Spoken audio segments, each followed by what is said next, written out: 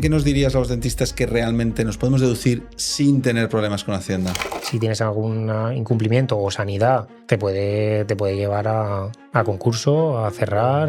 Ostras. ¿Cómo ayuda la inteligencia artificial a Hacienda a la hora de investigar a todos los dentistas y propietarios de pymes? Cuando llegas a un nivel de facturación o de beneficio, rendimiento neto, el IRPF incluso en algunas comunidades llega a más del 50%. Un ejemplo, un dentista quiere vender su clínica y la quiere vender por 200.000 euros. ¿Qué diferencia habría como persona física si la vende? ¿Y qué diferencia habría si tuviera esa sociedad, esa clínica dentro de una holding y vendiera la sociedad? Tendrías que haber ingresado más luego la posible sanción, que normalmente la sanción va del 50% al 150%. ¿Cuál es la multa más gorda que tú has visto que recuerdas que le hayan puesto a un dentista? Bueno, hoy vamos a hablar de un tema que nos preocupa muchísimo a los dentistas y que curiosamente es de los que menos nos preparan en la universidad, que son básicamente los impuestos, las sociedades y cómo proteger nuestro patrimonio, ese patrimonio que tanto nos cuesta construir. La realidad es que la mayoría de los dentistas nos formamos muchísimo en el área clínica, nos convertimos en grandes dentistas a nivel clínico, pero no nos enseña nadie a estructurar nuestro negocio y nadie nos enseña cómo evitar cometer errores que nos cuesten mucho dinero. Para hablar de este tema nos ha venido hoy un invitado muy especial que tiene una perspectiva completamente privilegiada.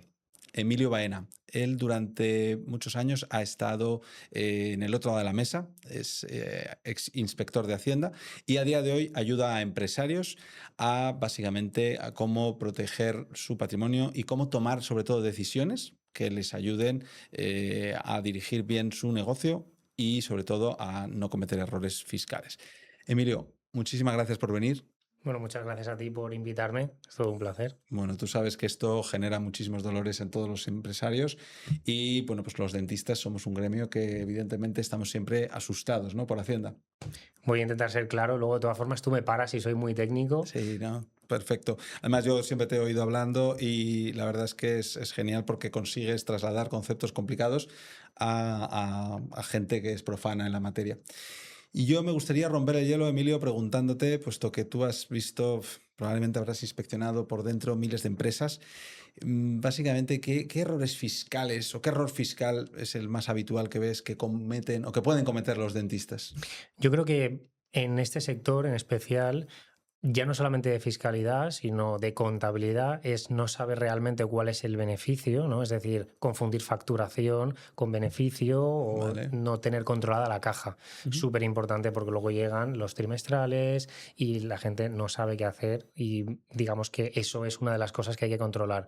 Pero ya entrando en fiscalidad, sobre todo tema de gastos deducibles, no saber si hay o si se pueden aplicar amortizaciones anticipadas, es decir, cuando tú compras algo que sea pues de mobiliario, Sí. poder, digamos, deducirte de forma anticipada determinados gastos o más acelerada, ¿no? Ese tipo de cosas, saber qué te puedes deducir y qué no, súper importante. Sí. Y luego, que ya lo hablaremos, supongo, cómo tenerlo todo muy bien estructurado y a nivel jurídico, sobre todo, poder proteger tu patrimonio que, como bien dices tú, tanto te ha costado construir. Vale, genial. O sea que básicamente, sobre todo, es falta de claridad y organización en la contabilidad. Es por ahí por donde empieza todo, ¿no? Exacto, contabilidad y sobre todo qué es deducible, qué no lo es y cómo aplicar esas pequeñas, bueno, deducciones o bonificaciones fiscales que a veces se desconocen. Guay. Y tú, por ejemplo, ¿qué dirías? Porque esto es algo que todos los dentistas que estén viendo nos querrían saber, que cuando Hacienda tiene una clínica delante, ¿en qué momento decide inspeccionar a una clínica Hacienda y en qué momento no? Es decir, ¿hay algún tipo de bandera roja, hay algún tipo de señal que os hace decir, vamos a por ellos? Pues yo creo que hay, digamos, existe el plan de control tributario, que eso se publica anualmente en el BOE, y ahí más o menos se hacen como un listado de las campañas o los, digamos, nichos de fraude que pueda haber o qué es lo que más se va a investigar. Y a veces, bueno, pues directamente el ser un sector, como pueden ser los dentistas, médicos, abogados, ya directamente te puede, digamos, aumentar la probabilidad de que te caiga una inspección. Pero luego, sobre todo, es cuando hay incoherencias entre lo que declaras tú y lo que declaran, por ejemplo, proveedores, clientes, lo que declaras tú por TPV que no sea inferior, evidentemente, a lo que hay registrado, digamos, por tu banco. Y luego algo muy importante es que hay determinadas estadísticas, que si tú tienes una clínica dental en el mismo barrio, por ejemplo, lo que van a mirar también es el número de empleados que tienes, número de clientes si lo pueden ver, número de sillones. Entonces ellos van generando unas estadísticas ¿Tienen unos baremos, por así decirlo? más o menos, o sea, digamos que generan esas estadísticas directamente con lo que han declarado otras clínicas. Entonces, si se diferencia mucho de a lo mejor de la media o la mediana, pues es posible que te caiga. No quiere decir que eso sea ya directamente una infracción, pero sí que hay más probabilidad de que puedan investigarte. Vale, porque yo es algo que siempre me ha preocupado, vamos, me ha preocupado, no, me han contado, y es que Hacienda puede perfectamente saber si, por ejemplo, un proveedor, como son los implantes, algún tipo de proveedor principal, si Hacienda ve que una clínica está comprando muchos implantes, pero luego no tiene una facturación que vaya acorde, eso podría ser una bandera roja o algo Exacto, así. exacto. Por ejemplo, si tú tienes dos clínicas que más o menos tienen los mismos empleados, mismos sillones, etcétera, mismos metros cuadrados de local, y uno de ellos está comprando 80.000 euros y facturando 250.000, sin embargo, el otro está a lo mejor comprando 120.000 euros y está facturando 100.000, pues ahí hay una evidencia, ¿no?, clara de que puede haber algo que no está cuadrando. ¿Y has visto tú alguna vez dentistas que puedan estar haciendo algo, cosas que no son legales, pero que realmente a veces no saben ni que no son correctas? Siempre está lo típico de las comidas de empresa, por ejemplo, o Ah, las comidas con, no solamente con los empleados, con posibles clientes, el coche, pues porque a veces si tú tienes dos clínicas dentales, el hecho de a lo mejor que tengas dos y que tengas que ir de una a la otra a mitad de mañana, digamos que tienes una jornada partida y vas de una a otra, pues esa parte del trayecto no es deducible porque no estás realmente yendo a ver clientes, no estás yendo a a las casas de los clientes, por ejemplo, que sería un comercial, por ejemplo, sí que tiene que estar yendo y haciendo visitas. Sin embargo, vale. esto se consideraría como in itinere, ¿no? Es decir, igual que vas de tu casa al trabajo y no es deducible, de un trabajo al otro tampoco lo sería. Vale, o sea, por ejemplo, si un dentista vive lejos de su clínica, a lo mejor a 50, como es mi caso, 50, 60 kilómetros, realmente Hacienda te dice que, bueno, que no te puedes deducir todo el coche porque tú no estás yendo, o bueno, no tiene por qué, digamos, o podría vivir más lejos, o que realmente yo el coche lo estoy usando para otras cosas, ¿puede ser? Claro, exacto. O sea, salvo que sea exclusivamente relacionado con el trabajo, o sea, que es para visitar a clientes, no te van a dejar deducírtelo. O sea, del trabajo a casa, de casa al trabajo, No. nada. ¿Y te dejan, pero te dejan deducir algún porcentaje? En principio, aquí hay una diferencia entre si es IVA, por ejemplo, o IRPF y sociedades. Entonces, el IVA normalmente son más duros. Sí que es verdad que si tú haces visitas a domicilio, ahí tú te podrías deducir, bueno, pues lo que se corresponda con esa parte del trayecto de IVA, te Pero lo podrías nadie, deducir al 100%, pero tienes que justificar pero nadie a el día de viaje, hoy. etcétera, y normalmente no tiene sentido. Entonces, el problema viene cuando tú compras un vehículo, que es una compra que ya es un importe más elevado. Entonces, aparte que lo vas a declarar como bienes de inversión, que eso ya llama la atención, O sea, eso es o una bandera porque, roja, ¿no? claro, o porque Si, sube. si el dentista se compra un cochazo, Claro, sobre todo si lo declaras, si se lo compra normalmente, salvo que a lo mejor haya muchos gastos deducibles y la agencia no pueda interpretar si realmente se ha deducido el gasto del coche o no. Es decir, si tú tienes unos gastos de 15.000 euros al año, pero te compras un coche de 200.000 euros, si no has subido, digamos, lo que te has deducido de IVA, probablemente no entre. Sin embargo, si te estás deduciendo 150.000 euros y hay una compra de un vehículo de 35.000, a lo mejor si ha subido de un año a otro y coincide con la compra del vehículo, aunque tú no lo hayas declarado, es muy probable que también te investiguen para ver si digamos, ese sí. aumento, ese incremento se correspondía con la compra del vehículo, aunque tú no lo hayas declarado como bien de inversión. Y, y con las comidas, por ejemplo, es decir, un dentista lo mismo, que trabaja fuera de su casa, esa comida que hace él solo, sea con su equipo, no es deducible, salvo que sea con clientes, con pacientes. Tendría que ser, no sé, a lo mejor algo que está muy directamente relacionado con la salud bucodental, ¿no? Es decir, vamos a probar un blanqueamiento y lo estamos probando pues, a lo mejor con determinada comida, con tomate, con algo que tú lo compres adrede para que el cliente pueda valorar el efecto que tiene. Tendría que ser así. O sea, No, que lo está normalmente haciendo nada. mal todo el mundo, básicamente. Normalmente nada. Es muy difícil que lo puedas correlacionar con los ingresos, que lo puedas justificar, digamos, esa afectación a la actividad y por lo tanto Si no te revisan, pues no pasa nada. Pero si te revisan, normalmente van a intentar ir a cada una de esas facturas. Además, cuando tú presentas normalmente previo requerimiento la documentación, te van a pedir libros registros, ¿no?, de facturas emitidas, expedidas, y entonces ahí van a ver directamente en un Excel cuando tú se lo pasas, pues ellos van a ver el tipo impositivo del IVA, ¿no? O van a ver si se trata de, pues, un proveedor de ortodoncia o Sí. de un restaurante o de un hotel. Entonces, cuando filtren, enseguida van a ver bar, no sé cuántos, hotel, no sé cuántos, 10% de IVA. Entonces, eso llama mucho la atención y entonces luego es cuando te piden las facturas para que justifiques. Vale. Entonces, ese tipo de cosas ya, cuando ya te han investigado, también el hecho de presentar los libros de facturas de una u otra forma también te puede ayudar mucho para luego poder justificarlo o para que te pidan o no te pidan más facturas. Vale. Bueno, yo creo que lo está haciendo mal, por lo que me estás contando, mucha gente. O bueno, mal o muy revisable, muy cuestionable. Tampoco está muy claro en la normativa, porque al final te habla, es un concepto jurídico indeterminado que es, está afecto, Interpretable, ¿no? está correlacionado con los ingresos y luego tú justifícalo. O sea, lo ideal sería que tú con la factura, y que a lo mejor en un futuro se hace así, tú con la factura, antes de deducírtela, la justificas, ¿no? Factura por factura, si quieres hacerlo así. Y que te digan en ese momento si es deducible o no. Porque el problema, a lo mejor eso burocráticamente es un poco más tedioso, pero no te pasan 4 años y después te llega una paralela de los últimos 4 años Ya. de un gasto que tú pensabas que era deducible y no lo era. Entonces, eso evitaría muchísimos problemas, el poder factura a factura decir, oye, esto es deducible, dime que sí, dime que no, y yo ya hago los números. Pero por lo menos tenerlo claro. Tenerlo claro. Claro, porque hay un tema que me llama siempre la atención y corrígeme si es cierto, si no es cierto esto. Para Hacienda, es decir, si te investiga Hacienda, tú eres culpable hasta que se demuestre lo contrario, ¿no? Básicamente, Más o menos. más o menos, ¿no? Si tú tienes una inspección, tú tienes que demostrar. Claro, aquí hay dos cuestiones. Si son ingresos, por ejemplo, imagínate que tú has declarado por TPV 100.000 euros, ¿no? Pero en principio, pues la agencia entiende que has facturado 120.000 por clientes o por las típicas deducciones ahora que se aplican en la renta, en IRPF, deducción por dentista, que hacen, te requieren factura Ya. y pago con tarjeta. Entonces, claro, luego todo eso lo van a contrastar con lo que ha declarado el dentista, porque tienen el NIF, tienen las facturas, tienen lo declarado de otros clientes y si ven que a lo mejor no cuadra, pues digamos, ellos serían los que tienen que aportar esa prueba. O sea, todo lo que sea aumentar ingresos, la carga de la prueba es de la agencia tributaria. Sin embargo, Vale. todo lo que sean gastos deducibles, exenciones, bonificaciones, ahí es donde te van a exigir a ti y en ocasiones la carga de la prueba es prácticamente imposible de poder materializarse. Ya, ahí sí te va a caer sí o sí.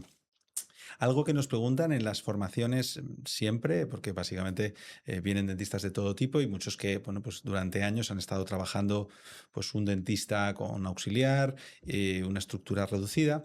Y bueno, pues nos preguntan mucho, oye, ¿en qué momento dejo de ser persona física y me hago una sociedad? Porque lo que ocurre casi siempre es que ese dentista pregunta a su asesor, a su gestor, que muchas veces pues tampoco tiene grandes conocimientos empresariales, y básicamente dice que no le compensa fiscalmente. ¿Hay algo aparte del ahorro fiscal que pueda compensar o que pueda hacer decidir a ese dentista dar el paso a la sociedad o no? Yo creo que aquí tienes varios pilares. Uno de ellos, fiscalidad.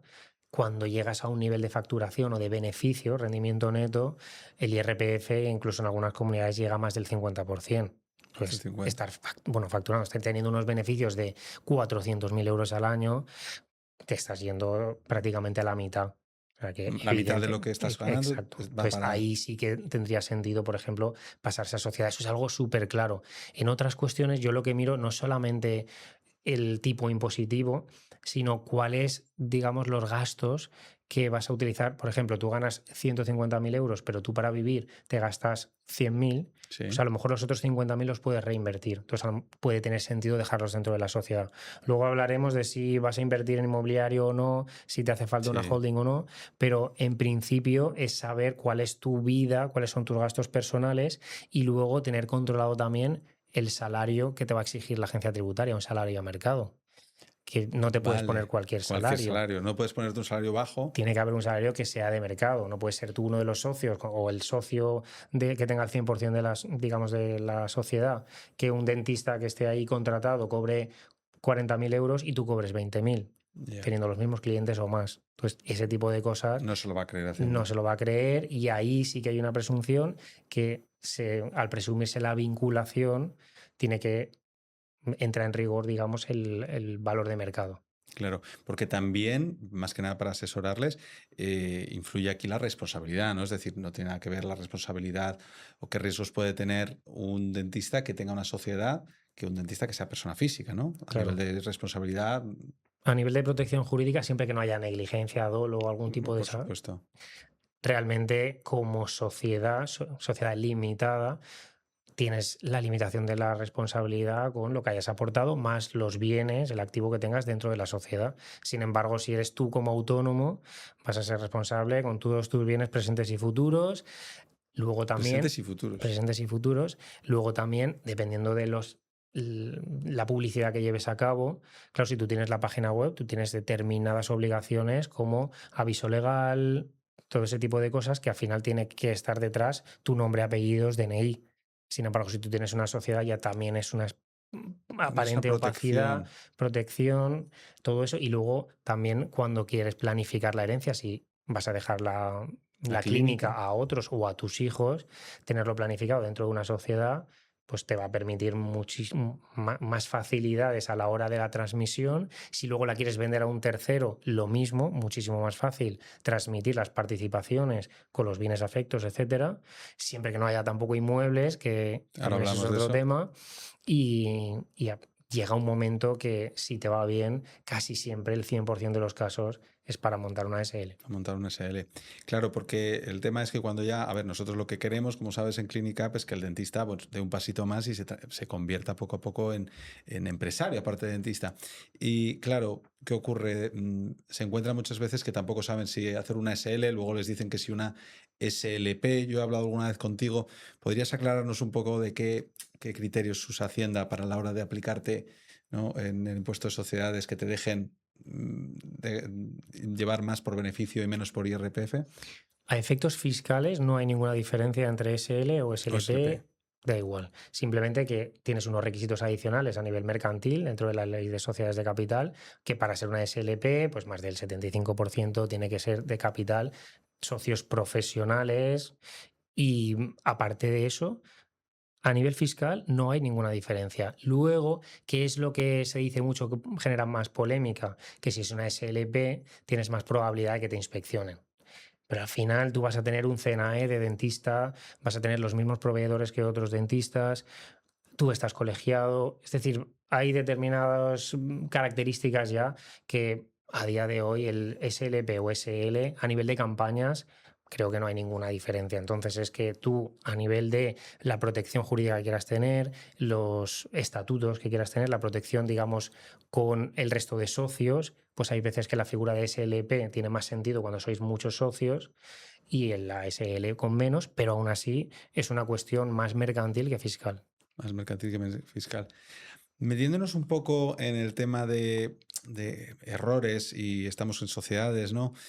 ¿Tú qué opinas de que hay muchos dentistas, y yo cuantos más conozco, más lo veo, dentistas que tienen su clínica, tienen una sociedad, han dado el paso de sociedad, y el dentista lo que hace es que compra el local con la sociedad de la clínica, la sociedad de explotación?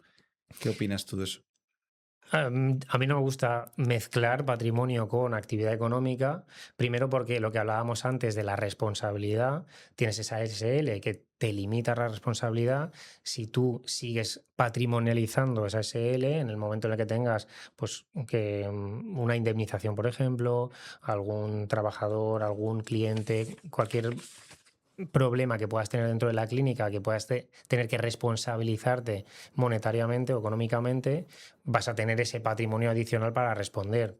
Luego la siguiente es que si tú luego vas a vender esa clínica, probablemente el comprador no quiera ese patrimonio o tú no quieras venderlo y tengas que hacer una escisión, que es algo costoso, que lo tienes que hacer después, y realmente no tiene sentido tener patrimonializado, salvo que en algunos casos sepas que vas a venderlo al cabo de 2 años. Oye, lo compro para no tributar en exceso, compro el inmueble porque luego lo voy a vender, genial, luego voy a reinvertir o ya voy a sacar el dinero de la sociedad, pero son casos muy excepcionales.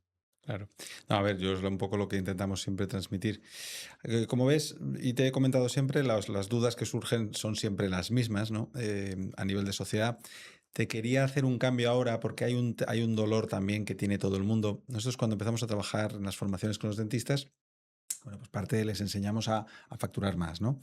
¿Y qué es lo que ocurre? Que, bueno, pues en nuestro modelo de negocio, el dentista, o el paciente, perdón, paga por adelantado tratamientos y esos tratamientos no van a, digamos, no se van a realizar hasta dentro de un periodo largo de tiempo, a veces meses, a veces años. ¿Qué ocurre? Que eso produce una discrepancia en la cuenta de resultados.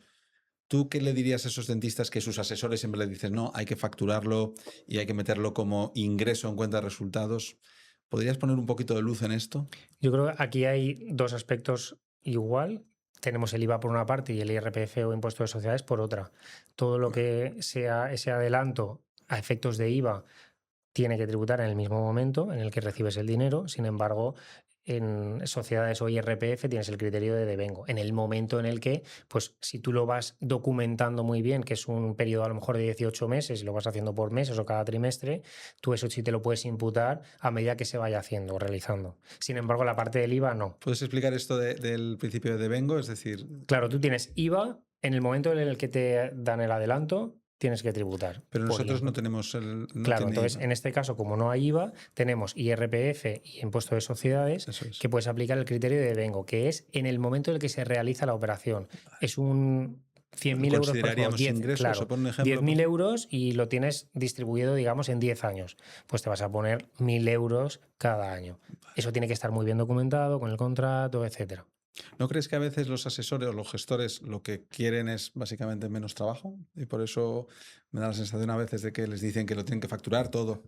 Pero claro, el problema es de si lo facturan todo como ingreso, no hay unos gastos correlacionados y por lo tanto los impuestos Claro, que se pagan. porque tienes que llevar un control exhaustivo de todo lo que está relacionado con ese ingreso que se ha imputado en ese mismo año, etcétera. ¿Qué nos dirías a los dentistas que realmente nos podemos deducir sin tener problemas con Hacienda? Todo lo que sea el mobiliario, digamos, los sofás, todo el material quirúrgico, todo lo que hayas comprado de, bueno, ahora por ejemplo, software que estés utilizando también. Es que al final todo lo que realmente esté directamente vinculado con la Con la sociedad, actividad. con la actividad, Todo lo que esté fuera de actividad te lo van a tirar, ¿verdad? todo, todo, Absolutamente todo. todo. Luego eso me imagino que tiene un recargo y tiene multa. Claro, si te pillan, lo normal es que pagues los intereses desde que tendrías que haber ingresado, más luego la posible sanción, que normalmente la sanción va del 50% al 150%. Imagínate que tú has dejado de ingresar 1.000 euros. Si entienden que ha habido intención de fraude, tienes el 50%, tendrías esos 1.000 más 500. Entonces ya estás perdiendo esos 500 de más. Que luego tienes reducción de pronto pago, se te puede quedar en un 25, 30 más o menos, pero sí que es verdad que si hay ocultación en determinados niveles puede llegar al 100% o al 150%, que eso es cuando ya empiezas a tener pues dobles contabilidades, facturas que te estés inventando, etcétera. Eso ya es más complicado. Eso Pero si es. simplemente se te ha olvidado, lo normal es 50% de sanción, que si luego la aceptas, pues se te quedaría más o menos 25, 30, pero claro, más luego los intereses de si te han pillado dentro de 3 años, los intereses al Ahí va a tres y ser medio, 4. una buena multa. Oye, ¿y qué gastos has visto tú, los más raros que hayas visto? Gente que se intenta deducir a la desesperada. Reformas de cocina ¿Una clínica? en una clínica, por ejemplo. Entonces, claro, la reforma con fotos directamente de la reforma de la clínica, pero Ostras. al luego solicitar las facturas directamente al proveedor, pues ver que era el horno, el microondas, etcétera, Mm, todo el setup. Entonces ahí, bueno, pues ese tipo de cosas, o reformas de blanco la en botella. casa, lo mismo, mobiliario, camas, bueno, pues Absolutamente de todo. Y en otro tipo de empresas habrás visto de todo, ¿no? hay de, sí, sí. Sobre todo las reformas de la casa son muy típicas, los viajes incluso viajes de novios, ¿Viajes de novios? coches, embarcaciones, todo ese tipo de cosas. Incluso embarcaciones para ver a clientes en la costa. Es fundamental Es fundamental. ver pacientes en la costa. Oye, metiéndonos un poquito en la estructuración hemos estado hablando primero del paso de persona física a sociedad. Y claro, lo que te hablábamos al principio en la introducción es que hay un momento que si todas las cosas van bien, se va generando un pequeño patrimonio. Y claro, el dentista muchas veces dice, oye, ¿cómo invierto? Hemos visto qué pasa si metemos el local en la sociedad. ¿Qué estructura crees tú que sería la óptima en caso de que las clínicas vayan bien y el dentista quiera pasar a ser inversor? Pues lo primero es tener en cuenta cuánto dinero vas a necesitar tú como persona física. Vale. Con cuánto estás cubierto con todos tus gastos para ti, tu familia, tus hijos, etcétera. Con eso, una vez ya sepas cuánto necesitas, ya puedes ver la estrategia de cuánto necesito dentro de la sociedad, cuánto estoy generando de más que no puedo reinvertir dentro de la sociedad. Muchos invierten en inmobiliario. ¿Por qué? Porque llega un momento que es difícil escalar la propia clínica, Claro. salvo que compres otras o tengas más trabajadores y ya no quieres. También llega un momento que cuando empiezas a facturar, al pasar de 1 millón, ya empiezas a tributar más en impuestos de sociedades, no te puedes aplicar determinadas exenciones o bonificaciones fiscales. Si luego pasas ya de los 6 millones, pues ya son otros temas laborales, etcétera. Entonces, esa parte sí que es verdad que hay que tenerla muy controlada a nivel contable. Y luego, sobre todo, si yo voy a invertir en inmobiliario, lo que hemos dicho, si me lo dejo dentro de la sociedad, a nivel fiscal vas a pagar prácticamente lo mínimo, porque no hay salida de capital ni entrada. Sin embargo, tenemos el problema de que tienes todo el patrimonio dentro de la sociedad con la actividad operativa. Con la clínica. Entonces, ¿qué hacemos en esos casos? Tienes otra sociedad en la que vas invirtiendo para inmobiliario. Normalmente puede ser la misma clínica y te la alquilas a tu sociedad operativa. O sea, hacer una sociedad patrimonial, digamos. Exacto. Sin embargo, eso tampoco tiene sentido si no tienes una holding, que es la que se llama la típica holding, por encima. Que al final una holding simplemente es una sociedad, una SL, ¿Sí? que tiene participadas por debajo. Eso, háblanos, porque la holding es algo que ahora está muy de moda. Mucha gente está creando holding. Explícanos un momento. Tú tienes, por ejemplo, persona física, eres el dentista. Sí. Si solamente no tienes sociedad, pues tú compras un inmueble, por ejemplo, con los beneficios que has tributado al 45%, te la quedas, la alquilas, genial, se queda todo dentro de tu sociedad. Pero claro, lo que no quieres es tributar ese 45, 50. Entonces, creas la sociedad, ahora tienes una sociedad que está tributando pues, al 20, 25, 23, dependiendo de la facturación. Cuando ya has tributado con eso, si tú compras dentro de la sociedad, no pasa nada. Sin embargo, si tú lo sacas, te lo tienes que sacar a ti a persona física y estamos hablando de que va a la base imponible del ahorro, que va del 19 al 30. Claro. Estás sacando 200.000 euros, pues casi un tipo medio del 25-26. 25%. Tributas impuestos de sociedades del 20-23, más luego el otro 25. Y entonces luego ya compras. Sin embargo, si tú tienes la sociedad holding por encima, tienes aquí la sociedad patrimonial y aquí la clínica dental. Entonces, cuando tienes los beneficios o excedente de beneficios, en vez de repartírtelo a ti y tributar como persona física, lo repartes directamente a la sociedad holding. Entonces, ahí hay una exención del 95%, que es el famoso 1,25, que solamente tributas ese 1,25 y entonces ya haces o una aportación de capital o una ampliación de capital en la sociedad patrimonial para comprar. Y ya tienes en la sociedad patrimonial todo ordenado, solamente patrimonial, alquileres a dentistas, a otros dentistas, inmuebles, lo que sea. Eso ya veríamos si hace falta más patrimoniales o no, dependiendo del tipo de alquileres, por ejemplo, de patrimonio que tengas, pero ya lo tendrías ordenado. Además, no estás tributando en exceso como persona física. Si luego alguien te viene a comprar, solamente le vendes la sociedad que tiene la actividad y además, como no la tienes tú, la tiene la sociedad holding, esa plusvalía que puedes haber generado, no siempre hay que mirarlo, hay que ver motivo, ahí sí que hay que ver motivo económico válido de la operación. Claro, esto no se puede hacer a lo loco, eso te iba a decir. Esto hay que hacerlo Todo muy este bien tipo y de te lo tiene cosas, que hacer. claro. El mejor momento para hacer esa reestructuración es hace 5 años, siempre. Y el segundo mejor momento es hoy. Es a hoy, efectivamente, exacto, porque hay mucha gente yo creo que se está lanzando a hacer este tipo de operaciones y realmente esto Hacienda no te va a decir nada siempre y cuando esté todo bien hecho y haya un motivo económico válido y esté todo Exacto. soportado. Sobre todo para la plusvalía, para lo que es la venta de la sociedad, ahí el motivo económico válido tiene que estar. Claro, porque ponos un ejemplo para que por ejemplo, los dentistas nos estén escuchando y alguno seguro que está pensando en ya vender, igual ya es tarde. Un ejemplo, un dentista quiere vender su clínica y la quiere vender por 200.000 euros. ¿Qué diferencia habría como persona física si la vende? ¿Y qué diferencia habría si tuviera esa sociedad, esa clínica dentro de una holding y vendiera la sociedad? Suponiendo que vale 200.000 euros y que Suponiendo. tú la creaste aportando 3.000 euros de capital Como social. cualquier SL, sí, efectivamente. Tienes los 200.000 euros, imaginemos que es beneficio. Todo Sí, plusvalía, claro. exacto. Toda la plusvalía te iría a la base imponible del ahorro, pues acabarías pagando casi un 25% más o menos, 80.000 euros en impuestos.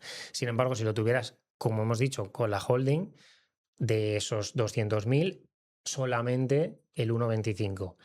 Tendría que haber motivo económico válido. Tendríamos que ver cuándo has creado la sociedad. Habría que ver ahí de dónde vienen los dividendos o por qué has generado esos 200.000 euros si tú no te has repartido nunca dividendos. Ese tipo de cosas, claro, la agencia luego va a decir, oye, has generado estos 200.000 euros, pero tú no te has repartido dividendos o no te has puesto un salario a mercado. Es decir, que luego lo van a investigar todo. Tiene que Claro, claro. estar muy bien. Documentado. Exacto. Claro, si por ejemplo lo quiere hacer alguien porque va a vender rápido, o sea, yo imagínate, me voy a jubilar, quiero vender una clínica, Hacienda no se va a creer que yo monte una holding un año antes de venderla, evidentemente, Nada. ¿no? Ahí tenemos, por ejemplo, la utilización de las ventas a plazos para no subir tanto el tipo marginal de IRPF. Como el tipo va del 19 al 30, va por tramos, Sí.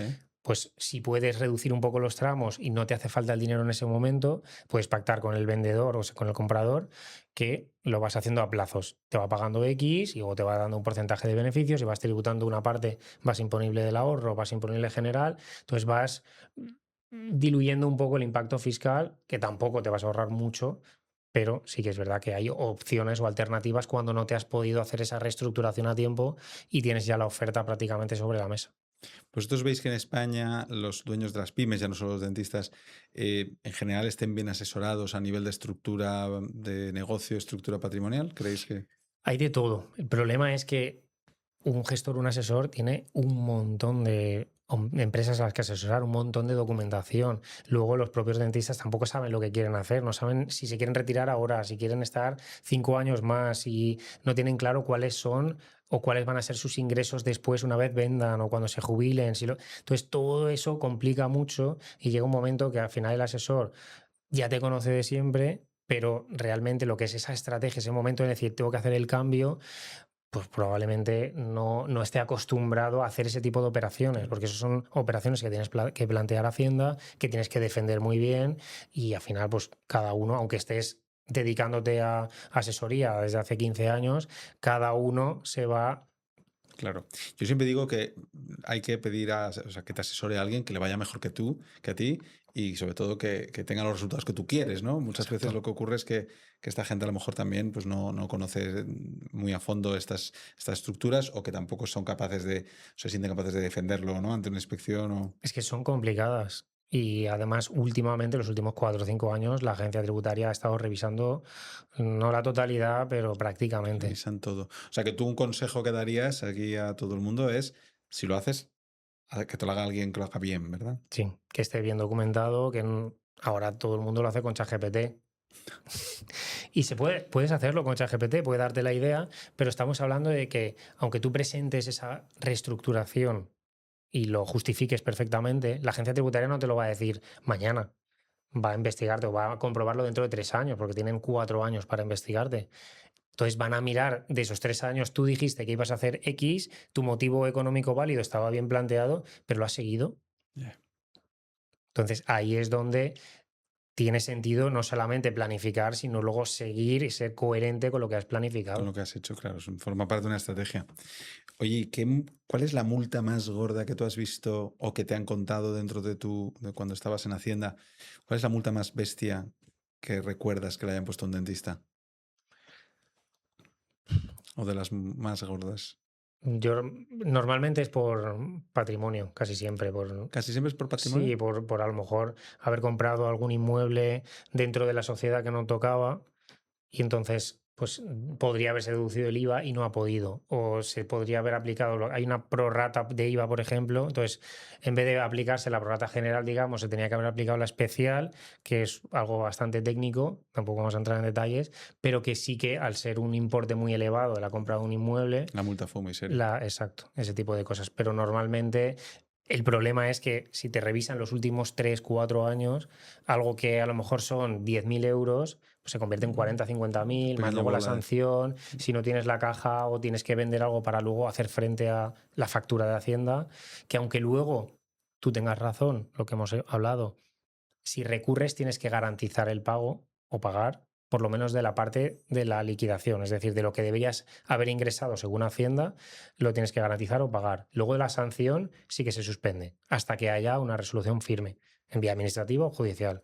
Pero claro, tienes que prescindir de ese dinero durante todo el procedimiento. Ya.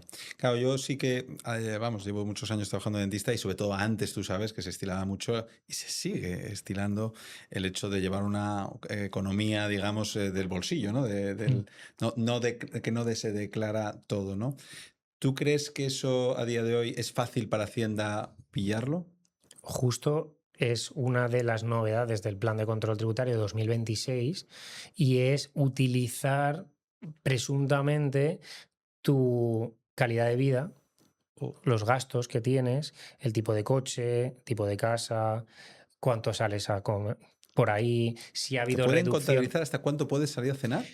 Pero no lo utilizan como prueba, sino como estadísticamente quién puede haber defraudado más o dónde puede haber más economía sumergida. Si tenemos la Que misma ven, clínica dental con los mismos gastos, pero luego los ingresos cambian mucho o los ingresos por tarjeta se reducen drásticamente, ese tipo de cosas hace que la agencia hinque el diente ahí y luego te pidan más cosas. claro, Entonces, ¿cuál tiren es? de la manta. Claro, los ingresos en efectivo los miran, en principio no, pero si tú luego te investigan y te tiran 4 años atrás y dicen, aquí ha habido, todos los meses estabas metiendo 500.000 euros, justifícame de dónde vienen esos 500. Entonces ahí es donde tienes el problema. Claro, yo es que he visto, aquí hay dentistas que dicen, bueno, yo no declaro estos impuestos, estos ingresos, pero realmente en su programa informático lo llevan toda la actividad. Eso sí Claro, llega a la agencia, claro. blanco y en botella, Eso ¿no? hay una cosa que se llama software de doble uso, que normalmente el propio informático lo que hace es darte una contabilidad A y una B, que más o menos es, pues tú le das lo que está en efectivo. Entonces, claro, si consiguen entrar y ver ese software, te pillan, ahí sí que hay ocultación, ahí sí que la sanción puede ir al 150%. Wow. Esas cosas pasan. ¿Y estas cosas tú crees que pasan más en España que en otros países o pasan No, en yo todas creo que partes? pasa en todos los sitios. Pasa en todas partes, ¿no? El No es que efectivo al seamos. final es lo más fácil para la economía sumergida, es lo más fácil para no declarar. ¿Y tú crees que en el futuro, porque a día de hoy, evidentemente, cada vez en más sitios te obligan a pagar con tarjeta, ¿tú crees, Emilio, que el dinero B tiene los días contados? Lo están intentando. Tenemos más del 80% de la facturación controlada en un día o 2 días. Las grandes empresas lo llevan haciendo desde 2017 con el sistema de información inmediata, el suministro de información inmediata. Es decir, lo que es Verifactu ahora, las grandes empresas lo llevan haciendo ya casi 10 años. Vale. Cuando la mayoría de pymes estén también dentro de Verifactu, tenemos muchísimo más. Más del Hay, 80%. claro, estará controlada la práctica totalidad a 2, 3, 4, 5 días. Wow. Ya no dependeremos solamente de requerimientos, de declaraciones. Y luego tenemos, por otra parte, el hecho de que si a los que declaran la renta, a los 50, 60 millones de contribuyentes, les damos facilidades o deducciones para que compren con tarjeta y pidan factura, es otra forma de De tirar fiscalizar para que claro, evitar ese claro. fraude. Y cuéntanos, porque alumnos míos me preguntaban cómo iba a cambiar el tema de Verifactu, la actividad. ¿De qué manera podías explicarnos un poco en qué consiste? Realmente es que tú le pases las facturas, tanto de emitidas como recibidas, y lo metas directamente en el programa. Normalmente ya cuando tienes un software en el que estás obligado, ¿A ya qué se encargan ellos de hacerlo, si no, pues no, tendrías que hacerlo tú. En el momento en el que estés obligado, eso es lo que yo venía diciendo. Si ahora yo presento una factura, a lo mejor cambia el sistema y dentro de 3 4 años, cuando tú presentas esa factura, te piden la deducción o la justificación de esa factura sin abrirte una inspección. Simplemente como ya lo ven y dicen, bueno, pues ya sé que esta factura es de un restaurante, te lo voy a pedir enseguida. Lo va a tener muchísimo más Entonces va a fácil? estar mucho más controlado. No sé si será más ágil, menos ágil, más control seguro y más difícil que no lo declares, pues seguro, claro. ¿Y cómo ayuda la inteligencia artificial a Hacienda a la hora de investigar a todos los dentistas y propietarios de pymes? Todavía no se estará utilizando plenamente porque cuestiones de seguridad, adaptabilidad, pero que cada uno piense para sí mismo lo que la inteligencia artificial hace por ellos en el día a día, en el trabajo, en lo personal, y se darán cuenta de lo exponencial que puede ser eso para la agencia tributaria, claro. Claro, Que es como un inspector inimaginable. va a tener una palanca monstruosa. Sí, se puede hacer. La cuestión es, ¿cuál va a ser la estrategia de la agencia tributaria? Si una persona puede hacer 10 expedientes y con la IA puede hacer 100, que haga 100 o que siga haciendo 10 y se utilice la IA para enseñar a los contribuyentes, educar, formar, poder resolver las consultas o los recursos de forma más rápida para que la gente al final pues tenga esa contestación y dentro de la seguridad jurídica que tenemos, que no pasen 3 años hasta que te contesten o hasta que tú sepas si realmente te podías haber deducido eso. Entonces, tenemos ahí una balanza que supongo que si se maneja bien será muy bueno para algunos o para otros no tanto, pero si se maneja mal, Va a pues ser un problema. mm, Claro. ¿Y qué alternativas deja eso, evidentemente, para los dentistas que quieran decir, oye, yo no quiero defraudar, yo quiero declarar todo? ¿Cómo podría ahorrar legalmente pagar menos impuestos? ¿Hay alguna manera en la que el dentista pueda pagar menos mm. impuestos? Aparte de que si tú estás emprendiendo, estás creciendo, quieres escalar, los bancos también son tu aliados. Por lo tanto, si tú estás declarando de menos por ahorrarte X impuestos, es posible que no accedas a la financiación. Si tú luego lo quieres vender, tus números, tu contabilidad B no va a estar reflejada en el importe de la venta. Hay que tener muy claro y no me vale que en el último año digas, pues ahora todo lo que no declaraba, ahora lo declaro, porque tanto el banco como el comprador lo van a ver y va en tu contra. Entonces, primero también, ¿cuál es tu estrategia? Evidentemente se debería declarar, pero bueno, cada uno que haga lo que le resulte o lo que quiera hacer, teniendo en cuenta también bancos, posible venta, etcétera. Pero luego tenemos, hay opciones, hay reservas de capitalización, de nivelación, hay inversiones en agrupaciones de interés económico, que es lo que se denomina tax lease. Todo, hay un montón de cositas que tú vas ajustando Que y son legales, que ¿no? son legales y que pues tú vas invirtiendo como persona física, como sociedad, la reestructuración. Entonces, al final del día, no es que te vayas a ahorrar el 100% de impuestos, pero sí que cuando ya empiezas a tener una facturación considerable a partir de 150.000 euros más o menos, de beneficio sobre todo, puedes ahorrarte 5, 6, 7% entre unas cosas y otras. Claro, esto es algo que tratamos en nuestros programas, que ayudamos y animamos a los dentistas a que estructuren su patrimonio y luego cuenten con este tipo de cosas que legalmente, Mm, evidentemente, porque al final si no es construir un castillo de naipes, exacto. ¿verdad? Porque tú lo habrás visto como la gente, si no hace bien las cosas, por mucho que le vaya bien, hay un momento en el que Hacienda no perdona. Esto es, Ujú. Sí, te acaba pillando Hacienda o cuando lo quieres vender no puedes venderlo al precio que quieres. claro, efectivamente, o no puedes tener la financiación cuando la quieres, que Mm. eso también Y ocurre. luego no hablamos del otro ente que es la seguridad social, que también puedes tener problemas muy serios. Normalmente en Cruzan datos, Hacienda, Seguridad Social, sí, Hacienda, sí. cruzan Y datos. normalmente Hacienda es verdad que tiene ejerce más control, pero normalmente es un porcentaje sobre tus beneficios. Sin embargo, seguridad social, si tienes algún incumplimiento o sanidad, eso te puede llevar a concurso, a cerrar, claro, Ostras. porque son sanciones muy, muy elevadas. Muy elevadas, claro. Emilio, hay un tema también que nos preguntan en las formaciones que, bueno, tiene que ver un poco con lo que hemos estado hablando de cuando el dentista decide hacer una sociedad y le dice al asesor SL, SLP, que claro, ¿qué ocurre? Que el dentista, si solamente trabaja él o no tiene estructura y genera una sociedad, resulta que luego Hacienda le obliga a declarar, a llevarse el 75% del beneficio. Y eso hace que, bueno, pues sea menos atractivo esta estructura. ¿Cómo podríamos explicarnos esto? Aquí muchos piensan que es porque es una SLP o SL, pero al final esto es un criterio de Hacienda, que es por tema de vinculación. Cuando tú eres socio de una clínica dental, por ejemplo, o de una clínica médica, de asesorías, consultorías, etcétera, que la agencia entiende que es una actividad personalísima, Sí, que al final el valor del socio como trabajo aporta muchísimo más que como capital. Entonces ahí te dicen, tienes que cumplir una serie de requisitos.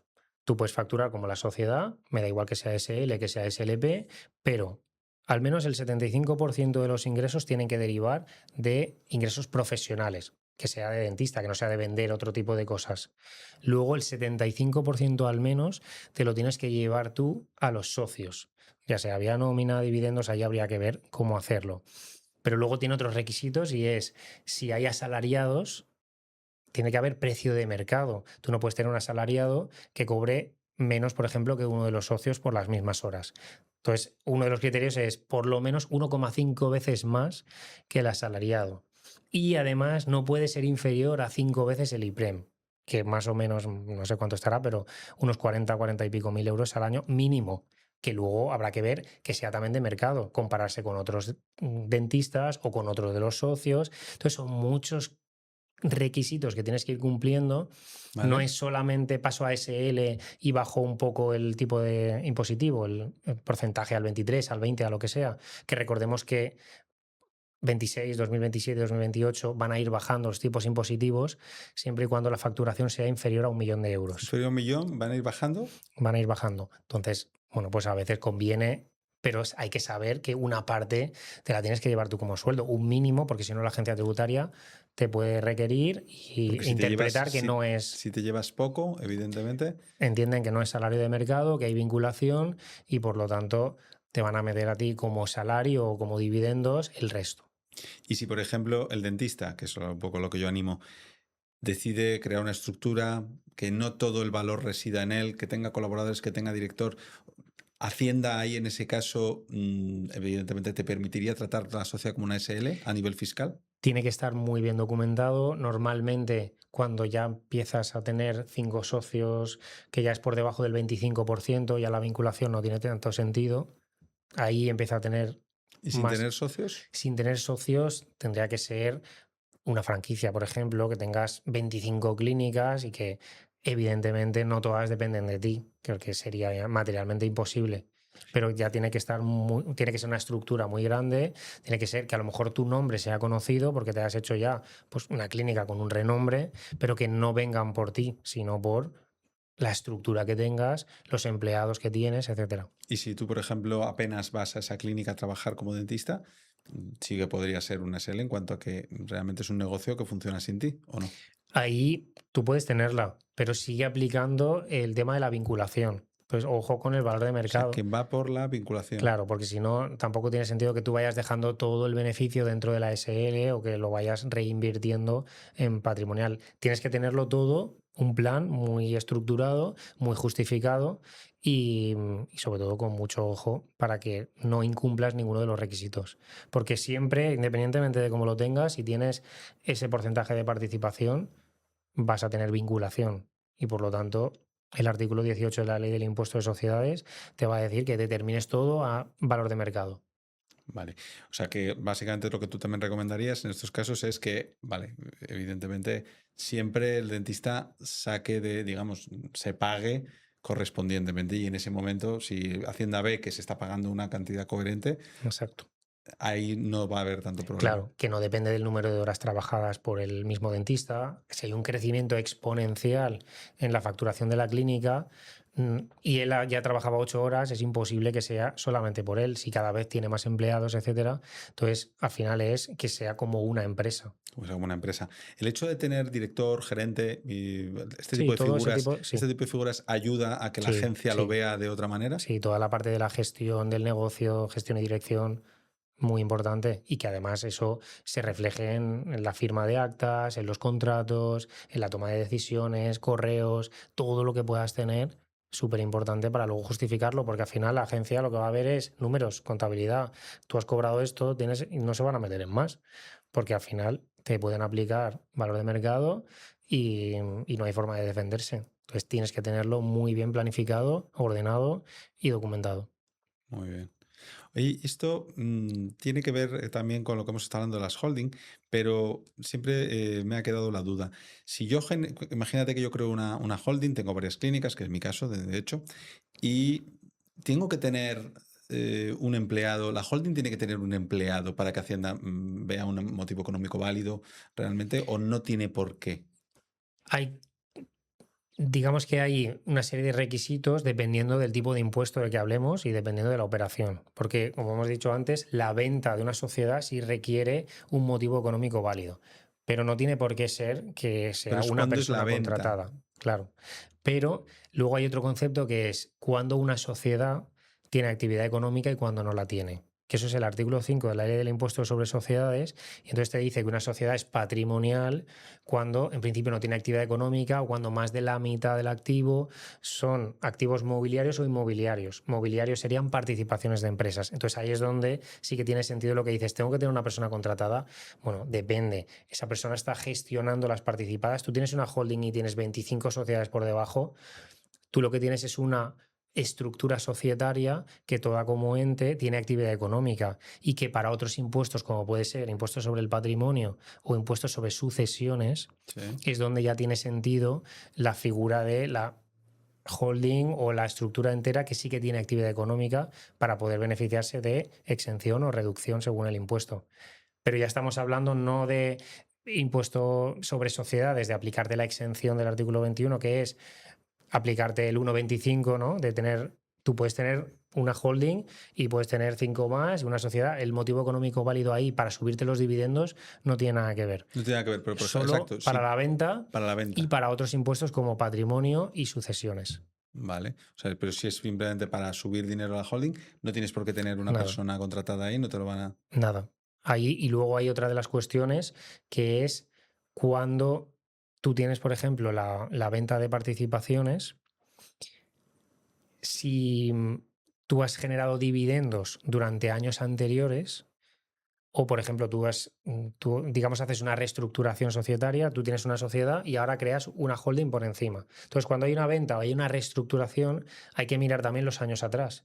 Vale. Porque si tú no te has repartido dividendos, tú tienes un montón de reservas, Mm. la agencia puede considerar que o no te has repartido suficientes dividendos o no Has te has estado pagado lo esperando, has suficiente. estado esperando. Claro, entonces la parte que era anterior no te la arregla la reestructuración. Una reestructuración te arregla el futuro, pero no el pasado. Pero no el pasado. Por lo tanto, ojo con los dividendos que no te hayas repartido, con las reservas que tengas, para validar muy bien con tu asesor. En el momento de hacer la reestructuración, dices, bueno, pues yo esto lo pago por IRPF, pero el resto ya he reestructurado y lo tengo todo en orden. Y es que, ¿sabes que creo que los dentistas en general, cuanto más conozco, más lo pienso, no le dan valor al tener un buen asesor, pagar y gastar el dinero, no es gastar, es invertir el dinero en buenos asesores que hagan todo esto que tú estás diciendo, como que no le dan demasiada importancia. Y entonces estoy viendo cada vez más dentistas que crecen, pero que crecen mucho, que montan muchas clínicas y que lo hacen todo, a lo mejor tienen 5 clínicas como persona física, con una sola sociedad. ¿Tú cómo verías esto de montar 5 o 6 clínicas teniendo 50 personas como persona física? Pero es que además tú pones un director en cada una de las clínicas, que a lo Claro. mejor en un futuro le das participaciones a ese director para mantenerlo. Por si tienes un director que es muy bueno, a lo mejor en cualquier momento se lleva a todos los clientes y se hace una clínica nueva. tienes que ver muy bien a quién pones director y si tienes que darle determinados incentivos, como puede ser participaciones sobre beneficios o incluso participaciones en la propia sociedad. Entonces, tenerlo muy bien estructurado, cada una de las clínicas con sociedades, habría que ver cuál es tu estrategia. Pero lo mismo con invertir en asesores, como invertir en marketing y publicidad, que muchos dentistas es directamente, tengo la clínica y ya me vendrán los clientes y el boca a boca. Pero al final el marketing, la publicidad en redes, las cuentas o redes sociales es muy importante. Entonces hay muchos aspectos que, dependiendo de cómo o qué palancas actives, puedes crecer mucho, puedes dormir más tranquilo, puedes preparar o planificar las sucesiones, etcétera. Claro, porque efectivamente el hecho de contratar a gente que sepa mucho de esto y que te ayuda no solo a pagar menos impuestos, por supuesto a tener más rendimiento, y luego acabas de decir algo que también me gustaría tocar, que es que el tema de cuando vienen tus hijos por detrás, porque yo estoy conociendo a sagas de dentistas que vienen, bueno, pues con hijos que ya quieren tomar el relevo, y claro, no tiene nada que ver cuando el padre, el dentista padre, quiere darle la clínica a sus hijos, cómo hace eso cuando es una persona física, cuando no es una sociedad. Aquí sí que tendría un sentido tremendo, ¿no? El hecho de que fuera una holding o qué estructura tendría. Claro, justamente el cumplir esa serie de requisitos dentro de una sociedad, una SL con holding, ya independientemente, vamos a llamarlo como una estructura, si cumples determinados requisitos, puedes aplicarte exención en sucesiones y por lo tanto no habría un impacto fiscal en el momento de la sucesión que descapitalizaría directamente a los herederos. Sin embargo, tú cuando lo tienes como persona física es muchísimo más complicado hacer el traspaso de todo. Si tú tienes empleados, si tienes cualquier cosa que vaya a tu nombre en los registros, muchísimo más tedioso tener que hacer el cambio de persona física a otra persona física que simplemente la venta de participaciones que englobe todo.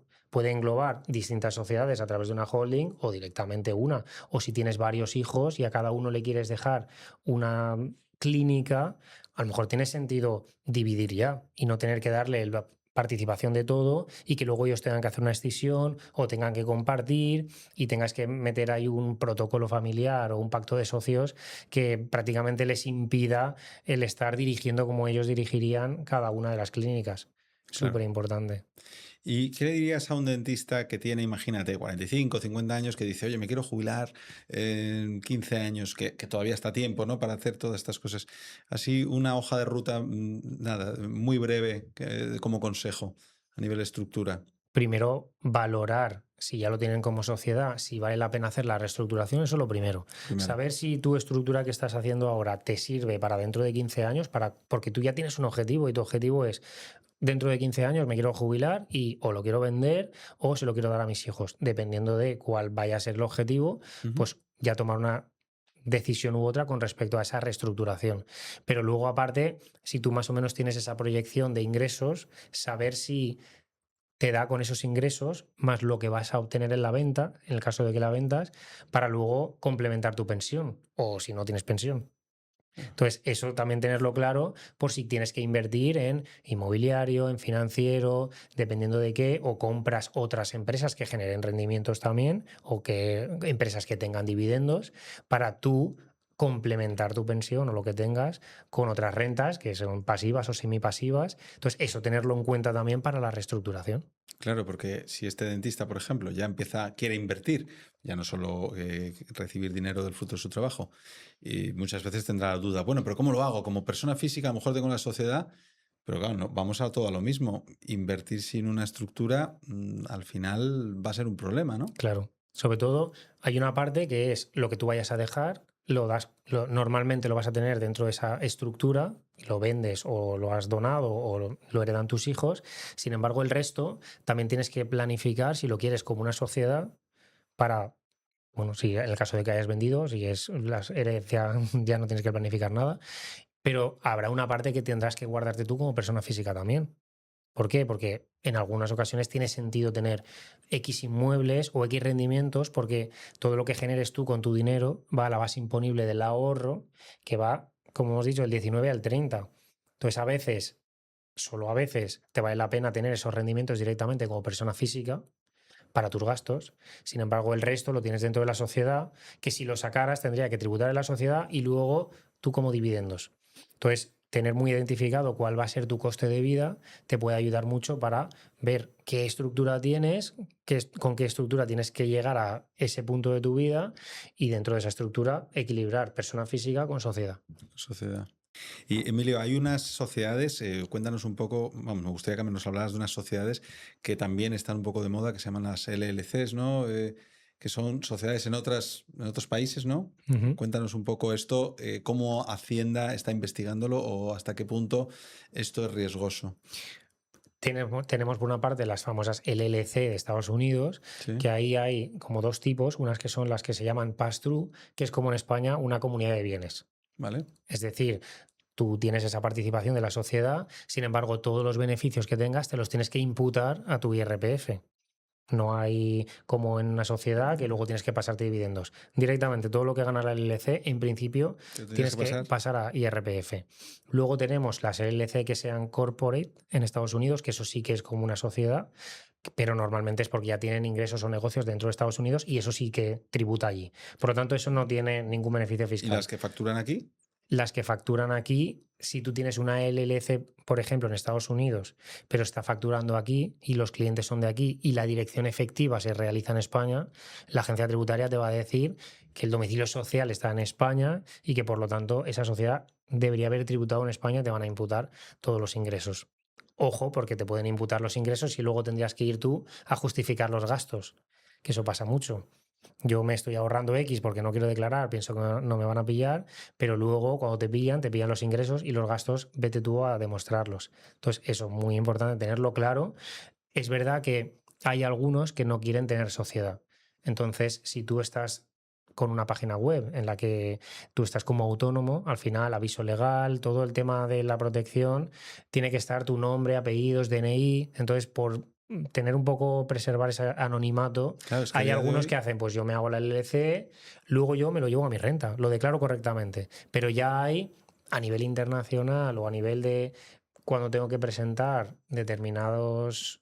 o sea, que lo hacen no por ventaja fiscal, sino un poco por tener una sociedad que me va a costar menos, ¿no? Ujú. Allí, Exacto. y que de alguna manera aquí me sirva Sí, de de anonimato, proteger opacidad tus o de. Exacto. datos. Normalmente en dentistas a lo mejor no se ve tanto porque es casi todo in situ, no es online, Claro, pero pero hay la mucha web, pero gente por que ejemplo, tiene, la página claro, web, sí, todo esto tendría que ir. exacto, la página web, todo ese tipo de cosas para proteger. Pero vamos, en dentistas yo creo que tampoco tiene mucho sentido hacerlo a través de una No, LLC. no, no, claro, las LLCs yo lo he visto más. A ver, hay dentistas que se dedican a formación, formación online, y bueno, pues ahí es verdad o que también hay muchos asesores que, bueno, pues con ciertas estrategias un tanto opacas o bueno, pues al Claro, final. eso ya es otro tema, porque podríamos hablar de la opacidad, pero normalmente cuando se habla de opacidad es siempre con el objetivo de no declarar o de que no te Efectivamente. pillen. Problemas que tienes con la LLC es que llega un momento que en algún momento vas a tener un contrato con alguien de España.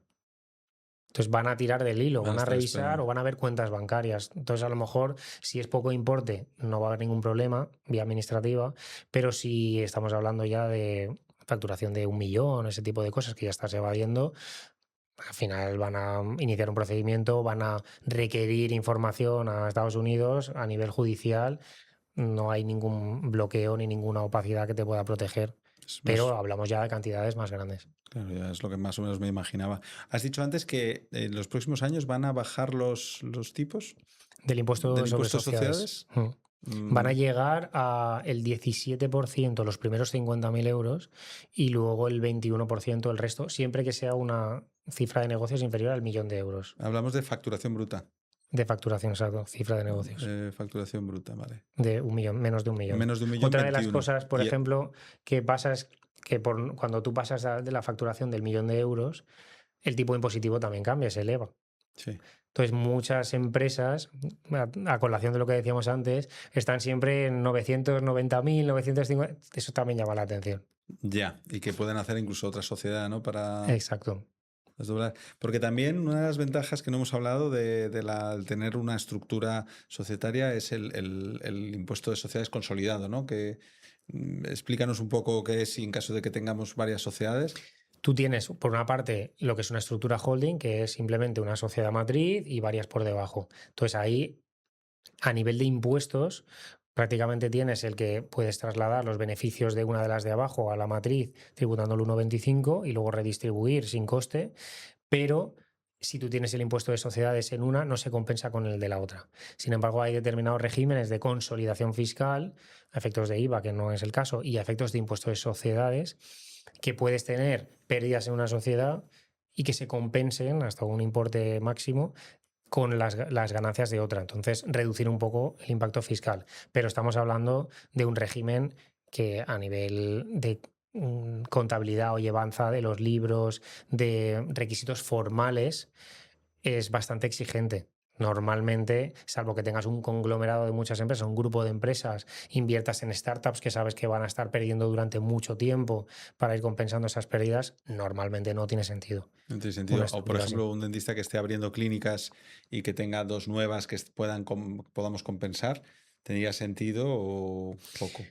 Ahí habría que estudiar cuánto de lo que ha invertido es gasto para que dé pérdida, porque no confundamos tampoco lo que es la inversión inicial Con con gasto, lo que sea un gasto. claro. Que tú puedes empezar una clínica, pero lo normal es que si ya tienes clientes, lo tienes todo, tú te vas amortizando esa inversión inicial, pero estás generando beneficios desde el primer día Ya, y prácticamente. no puedes meterlo eso como gasto. Claro.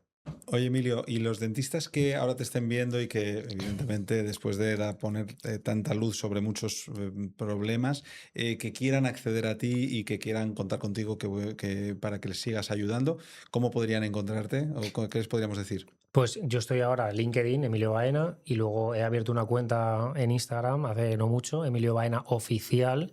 Ojo, porque hay algunas que son falsas y hay Ya que lo he tener visto. cuidado. Entonces, Emilio que Baena sea Oficial oficial, en Instagram. sin ningún número, sin nada. Y luego sí que es verdad que como me llegan muchas consultas, yo he creado la página emiliobaena.com y ahí puedes dejar tu consulta, pones si eres autónomo, empresa, si eres asesor, etcétera, y me vas dejando con todos los detalles, pues adjuntar archivos, lo que sea. Entonces eso lo miro yo y si creo que te puedo ayudar, bueno, pues te contactaré. Claro, porque hay algo que me comentaste la última vez que nos vimos, que un servicio que tú haces, o que hacéis en vuestro equipo, que de alguna manera empresarios que quieren un plan un poquito más avanzado, también lo podéis hacer, ¿no? Es un estudio de una estructura para, bueno, pues optimizar todo su patrimonio, estrategia y demás, ¿verdad? Claro, hay una parte de inmobiliario. Yo ahora estoy de director en Vivex, Mm. Vivex Academy. Entonces ahí lo que hacemos es empresarios que ya tienen un determinado nivel y que sobre todo quieren invertir o en inmobiliario o en financiero, pero que ya tienen su estructura societaria, quieren revisar primero diagnóstico inicial, dónde estoy, cómo tengo la caja, si tengo financiación o no, si puedo conseguir más financiación, si los inmuebles los tengo como persona física y los debería tener como sociedad, si debería tener una sociedad patrimonial, es decir, diagnóstico inicial de todo. Tenemos una parte de mentalidad que es muy importante también, el cambio del chip, miedo a la deuda, Sí. miedo a invertir, miedo a crecer. Luego tenemos a dónde quiero llegar, cuál es mi objetivo y en base a eso determinar cuál es tu estructura societaria óptima, si vas a endeudarte o utilizar esa palanca de endeudamiento, cuál sería la mejor opción y entonces luego cuál sería tu tesis de inversión. Cada uno puede tener una tesis o varias tesis de inversión, porque al final tú puedes invertir en inmobiliario, pero puede ser locales, pueden ser naves, puede ser vivienda habitual, puede ser que tú estés alquilándote a ti mismo esas clínicas dentales. Entonces, todo eso es lo que nosotros configuramos dentro de un programa, que es una duración de unos 3 meses, y ahí tenemos mentores de deuda, mentores de fiscalidad, y bueno, como estoy yo como director de la academia, pues ahí cualquier cuestión de fiscalidad, yo llevo invirtiendo muchos años también, por lo tanto, al final es tener todo eso controlado. Bueno, pues genial. También hago un pequeño spoiler diciendo a los dentistas que vamos a poder seguir contando contigo en Clinic App, ¿no?